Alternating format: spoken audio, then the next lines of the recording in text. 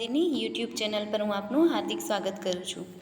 આ વિડીયોમાં હું તમને ધોરણ 8માં ગુજરાતી વિષયમાં ચેપ્ટર 9 દીકરાનો મારનાર એનો પાર્ટ 1 છે એ આપણે થઈ ગયો છે। હવે આપણે આ વિડીયોમાં પાર્ટ 2 લઈશું અને આગળ પાઠ સમજીશું। આગળ પાઠ સમજાવું એ પહેલાં પાર્ટ 1ની પૂર્વ ભૂમિકા છે એ આપણે થોડી સમજી લઈએ। તો ચેપ્ટર 9 દીકરાનો મારનાર એમના લેખક છે ઝવેરચંદ મેઘાણી। એમનો જન્મ સુરેન્દ્રનગર જિલ્લાના ચોટીલા ગામમાં થયો હતો। પાઠની શરૂઆત કરીએ। પાર્ટ 1માં થોડુંક આપણે જોઈએ તો પાર્ટ 1માં આપણે શું જોયું હતું તો દેવળિયા ગામ છે એ ગામમાં હોળીનો તહેવાર ઉજવાઈ રહ્યો છે। હોળીના પછીના દિવસે તરત જ કયો તહેવાર આવે છે તમને ખ્યાલ હશે। હોળીના પછીના તહેવાર આપણે કોને કહીએ છીએ? ધૂળેટીને। તો ધૂળેટીનો તહેવાર આ લોકો ઉજવી રહ્યા છે ગામમાં। એમાં મંદોદર ખાનનો 8 વર્ષનો દીકરો પણ એ લોકો સાથે રમે છે અને ગામના સરખે સરખા યુવાનો આ બધા જ રમે છે ધૂળેટીનો તહેવાર। એમાં ગારો ને માટી ને છાણ ને રંગ ને બધું મિક્સ કરી અને આ લોકો રંગે રમે છે। હવે એમાં થાય છે એવું કે સરખે સરખા યુવાનો બધા ભેગા રમતા હોય એ હોળી રમે છે એને ઘેરૈયા કહી શકાય। તો આ બધા જ ઘેરૈયાઓ ફરતે ઘેરૈયાઓ અને વચ્ચે આ મંદોદર ખાનનો 8 વર્ષનો દીકરો આવી રીતે બધા રંગે રમતા હતા। હવે એમાં જે લોકો એને દેખાય એ લોકોને આ રંગી દે ઘેરૈયાઓ। એમાં સામેથી એક ચારણ એક મહેમાન આવે છે કોઈ બીજા ગામમાંથી દેવળિયા ગામમાં એ મહેમાન આવે છે। એ મહેમાનનો પહેરવેશ તો કે એકદમ સરસ સફેદ કલરના કપડાં પહેરી દાઢી મૂછવાળો અને એ માણસ છે એ પોતાના કમરે કોઈ ફાટેલ તૂટેલ મ્યાનવાળી તલવાર લઈ અને આવતો દેખાય છે। એ મહેમાનને બિલકુલ આ ઉતાસણીના તહેવારનો બિલકુલ આનંદ નથી, ઉલ્લાસ નથી, બરાબર? એ બધું આપણે થઈ ગયું હતું। પછી એ મહેમાન જેવો ઘેરૈયાની નજીક આવે છે એટલે તરત જ કહે છે કે મને કોઈ રંગશોમાં, મને કોઈ કલર છાંટશોમાં, ભલા થઈ અને હું તમારે પગે લાગું, મને કોઈ કલર ના કરશો, મને કોઈ રંગશો નહીં। પરાણે ના પાડી તેમ તો ઘેરૈયા ઉલટાની વધુ ચાનક ચડી, બમણા ત્રમણા ચડે ભરાઈને સહુ બોકાસા પાડવા લાગ્યા। જેમ પેલો બિચારો મહેમાન છે એ ના પાડે છે કે ભાઈ મને કોઈ રંગશો નહીં, મને કોઈ કલરનો છાંટશો, હું તમારે પગે લાગું, જેમ જેમ પેલો મહેમાન ના પાડે છે એમ તો આ ઘેરૈયાઓને એકદમ ઉત્સાહમાં આવી જાય છે। ચાનક ચડવી એટલે એકદમ ઉત્સાહમાં આવી જાય કે નહીં, બમણા ત્રમણા પોતે એની બાજુમાં જતા જાય છે અને કે ભાઈ નહીં, કેમ શું કામ ન રંગીએ, અમે તો રંગી જ દેશું। હા, ખબરદાર મહેમાન ઓળખાય નહીં એવા ચિત્રી મેલો, લાવો મસને ગારો। એમાંનો બીજો એક હતો યુવાની બોલ્યું કે હા, ખબરદાર મહેમાનને તો જાણે ઓળખાય નહીં ને એવા રંગી દ્યો, એવા ચિત્રી દ્યો, લાવો મસને ગારો। આપણે મહેમાનને ઘેરી લઈએ, વચ્ચે લઈ લઈએ ગોળ કુંડાળામાં અને એને રંગી જ દઈએ। જોત જોતામાં તો ધૂળની ડમરી ઉડવા માંડી। ઘેરૈયાએ એક સામટી ઝપટ કરી મહેમાન તો જાળવી જાઓ કરતો પાછો હટવા લાગ્યો, પણ જુવાનો આંબુ થઈ રહ્યા એટલે એ ગાંડા ટોળાને પોતાનાથી છેટું રાખવા મહેમાને પોતાની તલવાર કાખમાં દબાવી હતી તે એમને એમ મ્યાનસોથી વીંઝવા માંડી। હવે અહીંયા થાય છે શું? મહેમાન ના પાડે છે કે મને કોઈ રંગતા નહીં, મને નથી રંગવું, મને કોઈ કલર ના અડાડશો, મને કોઈ મારે રમવાનો જરાય ઉત્સાહ નથી, બિચારો કહે છે પણ એનું સાંભળે કોણ? આ તો ગાંડું ટોળું, રંગી જ દ્યો, મહેમાનને મૂકશો જ નહીં, મહેમાનને આપણે રંગી જ દેવા છે। તો એને પોતાનાથી દૂર રાખવા માટે આ ઘેરૈયાઓને પોતાને રંગી ન દે એટલે મહેમાન પોતા પાસે તલવાર હતી, મ્યાન સહિત તલવાર, મ્યાન એટલે તમને ખબર છે કે ખુલ્લી તલવાર નહીં, તલવાર ઉપર કવર ચડાવેલું આપણે કહીએ ને, મ્યાન કહેવાય એને। તો મ્યાન સહિત પોતે તલવાર વીંઝવા માંડે છે એને એમ કે આ ઘેરૈયા લોકો બી જશે તો મને રંગશે નહીં અને હું મારે જ્યાં જવું છે ત્યાં જતો રહીશ। પણ આ તો ઉલટાના નથી સાંભળતા, કાંઈ જ કોઈ વસ્તુ સાંભળવા માટે તૈયાર નથી ઘેરૈયા લોકો, તો બસ રંગી દ્યો એક જ વાત। ત્યારે આ ચારણ છે જે મહેમાન બનીને આવ્યો છે એ પોતાની તલવાર કાઢી મ્યાન સહિત અને વીંઝવા માંડે છે. ઘેરૈયા ચસકા કરતાં ઉપર પડવા જાય છે. પોતે બબ્બે કદમ પાછો હટતો જાય છે ને રેવા દ્યો કરતો જાય. ધૂળની ડમરી ઉડે છે એટલે પોતે કાંઈ જોઈ શકતો નથી. એ રીડિયા રમણ, એ ચસકા, એ કાલાવાલા, એ તલવારના ઝાવા અને એ ધૂળની આંધીનો કાંઈ અનોખો જ મામલો જામી પડ્યો. એમાં અચાનક ધબ દઈ અને કોઈક પડ્યું. હવે મહેમાન બિચારો ના પાડતો જાય છે, તલવાર વીંચતો જાય છે એ લોકોની સામે, એટલે કે આ લોકો બી અને મારી બાજુ ન આવે.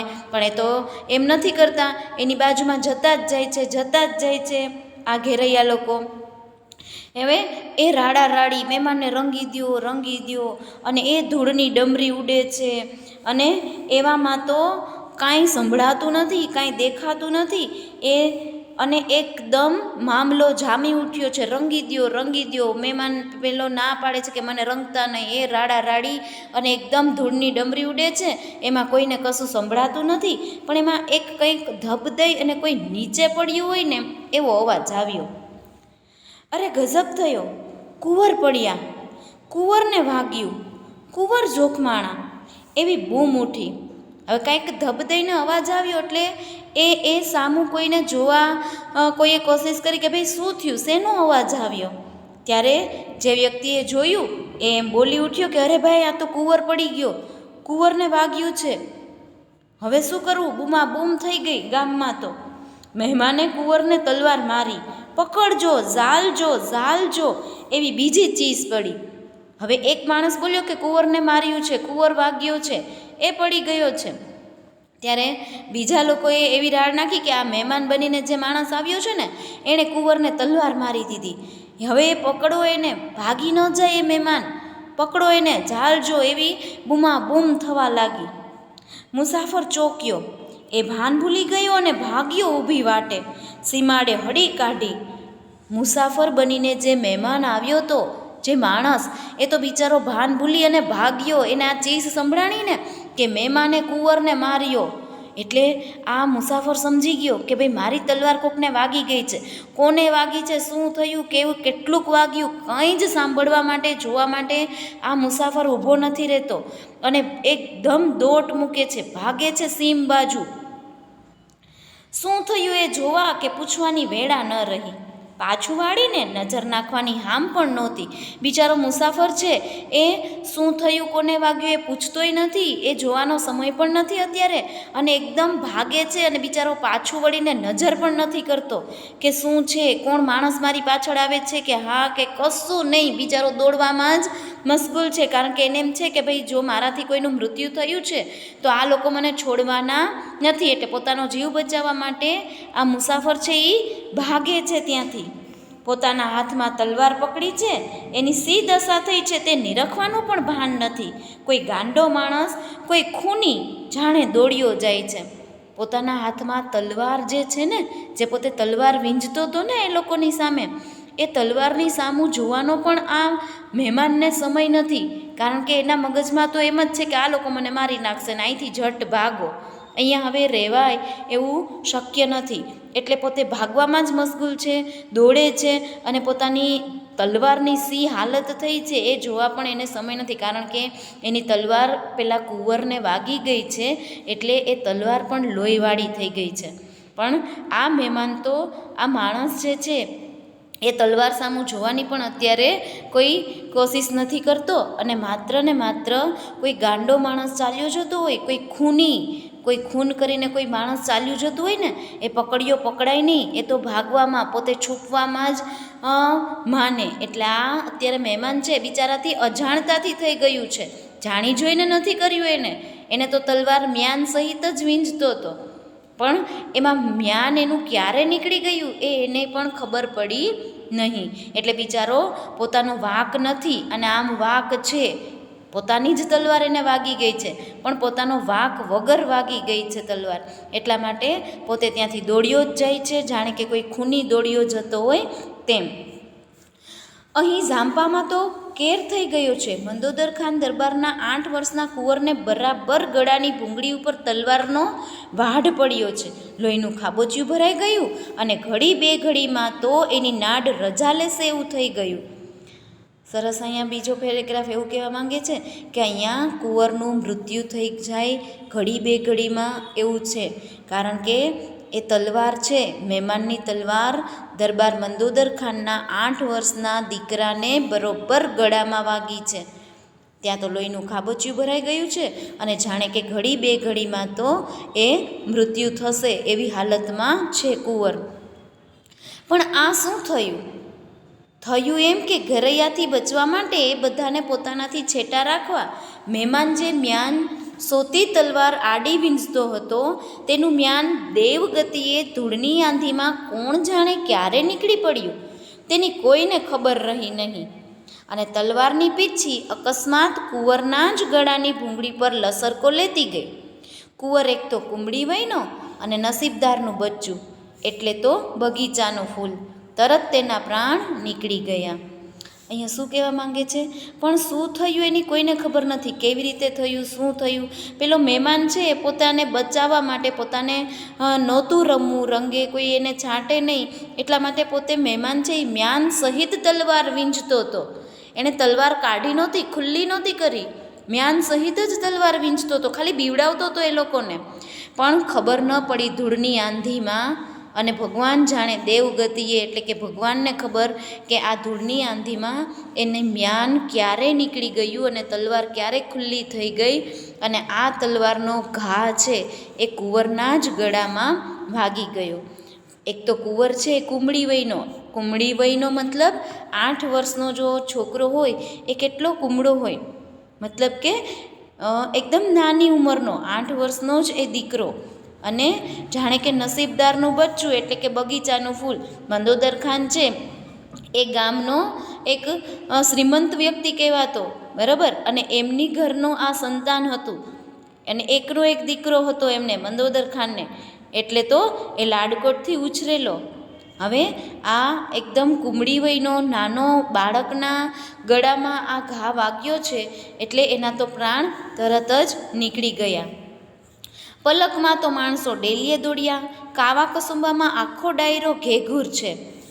પલકવારમાં એટલે કે ઘડીવારમાં તો માણસો એ મંદોદર ખાનના જે દરબાર ભરીને બેઠા હતા ને એમાં પહોંચી ગયા. કાવા કસુંબાથી દરબાર છે એ આખો ભરેલો હતો. ત્યાં નૃત્ય કરનારાઓ અને પોતાની કલા દેખાડનારાઓ ત્યાં બધાનો આખો ડાયરો ભરી અને મંદોદર ખાન બેઠા હતા.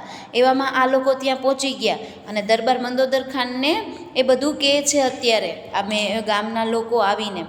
દરબાર મંદોદર ખાન જાતના હતા માલે સલામ, પણ અસલ તો રાઠોડ રજપૂતની જ ઓલાદ. અહીંયા દરબાર મંદોદર ખાનની જાતિ બતાવી છે કે રજપૂત કહેવાતા. એક જ ગામડાનો ધણી વાટકી શિરામણ કહેવાય, પણ પેટ બહુ મોટું. એક જ ગામડાનો ધણી મતલબ કે મંદોદર ખાન છે પોતે જે દેવળિયા ગામમાં રહેતો હતો એ દેવળિયા ગામનો જ એક જ ગામ એમની પાસે હતું. એક જ ગામનો ધણી મતલબ એટલે કે એક ગામથી જેનું બધું ચાલતું હતું.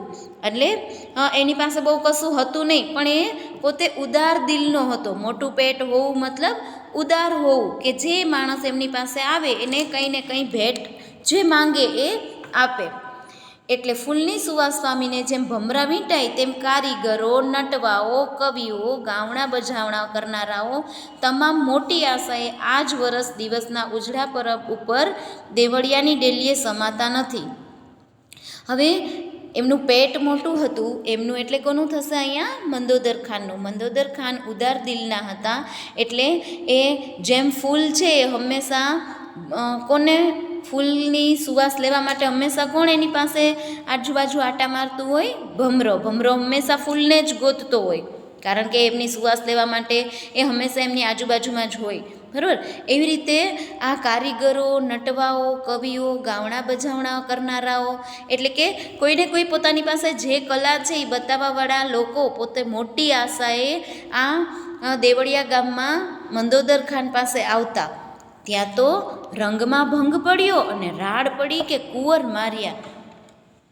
હવે દરબાર મંદોદર ખાન જે દરબાર ભરીને બેઠો હતો, કાવા કસુંબામાં લોકો બધા મશગુલ હતા, ત્યાં આવીને ગામના લોકોએ રાડ પાડી કે કુંવરને માર્યો. ત્યારે મંદોદર ખાન કહે છે કે અરે કોણે? ત્યારે એ લોકો કહે છે કે કોક મુસાફરે. ત્યારે દરબાર મંદોદર ખાન બોલે છે ખોટી વાત, આજ કોનો દી ફર્યો છે?